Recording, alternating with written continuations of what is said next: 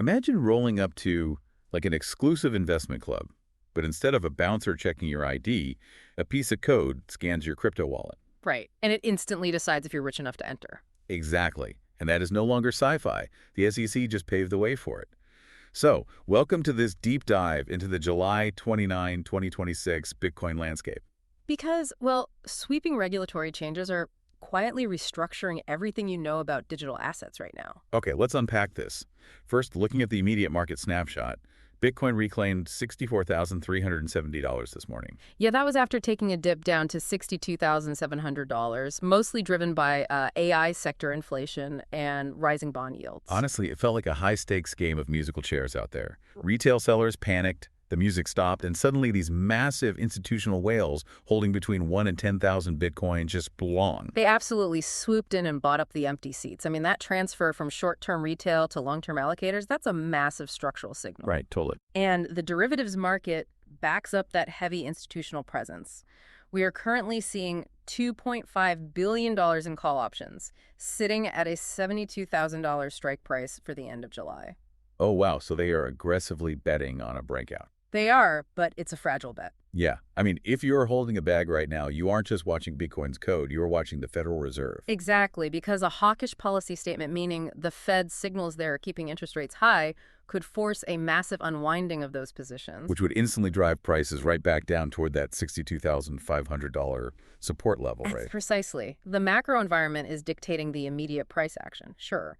But this institutional dominance is actually forcing regulatory modernization directly on-chain. Right. So looking at the SEC's new 506C guidance for tokenized real-world assets, those automated bouncers we mentioned are now a reality. Are smart contracts essentially acting as automated bouncers for accredited investors? Yes, they absolutely are. A smart contract can read cryptographic credentials linked to your wallet address and instantly verify if you meet the accredited thresholds. Like the $200,000 annual income or, the $1 million net worth requirement. Exactly. And it happens without any human intervention. No transfer agents manually checking PDFs. Just code checking code, letting you into the club or keeping you on the sidewalk. But what's fascinating here is the boundary of that automation. SEC Commissioner Hester Peirce recently made it very clear that simply putting a yield-generating vault or a lending protocol on a blockchain does not magically exempt it from federal securities laws. So you can't just code your way out of compliance. Right. I mean, if developers are pooling assets or dynamically rebalancing portfolios, they could still be classified as unregistered investment advisors. The bouncer might be automated, but the club still has to follow the fire code. That makes sense. So code might solve compliance on the blockchain, but crypto cannot escape traditional finance entirely. Not at all. In fact, Wall Street's plumbing is about to put a massive squeeze on crypto liquidity. You're talking about the looming December 2026 Treasury cash clearing mandate, right? Yeah, where $1.2 trillion in daily Treasury activity is moving into central clearing. And just to connect the dots for why this matters to Bitcoin, crypto market makers and quantitative funds rely heavily on U.S. Treasuries as their primary collateral. It is their safety net. And when traditional finance changes the rules for those safety nets, crypto liquidity dries up. Because trades will now have to go through a central clearinghouse. Right. Right. So these digital asset funds have to put up more cash up front. Exactly. That's the margin haircut. It means their capital cannot move around as fast. Access gets concentrated among prime brokers, so these institutions are going to face compressed margins on their basis trades and much higher borrowing costs across the board. Wait, I'm trying to square this.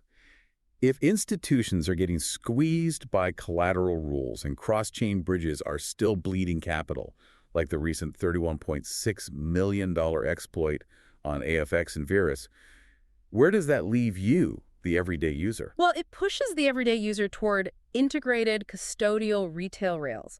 Look at the rollout of X-Money banking services and the X-Card Visa. Right, because by integrating directly into a social media platform, they're creating 24/7 fiat and digital asset payment rails for retail. Yeah, it is frictionless, and it completely bypasses the complexity of bridge vulnerabilities or institutional margin squeezes. Okay, so bringing this all together, we are essentially watching a simultaneous push toward automated, frictionless trading for retail, alongside intense institutional-grade margin constraints for the big players. Definitely. And if we connect this to the bigger picture, especially with the recent OFAC sanctions updates providing highly structured data for automated screening, it raises an important question for you to consider. Which is? As compliance standards for transaction monitoring tighten to feed these automated systems, will the future of decentralized finance simply become a faster, fully surveilled clone of traditional Wall Street? I mean, if the smart contract is the bouncer, we have to ask who is really writing the guest list? Wow.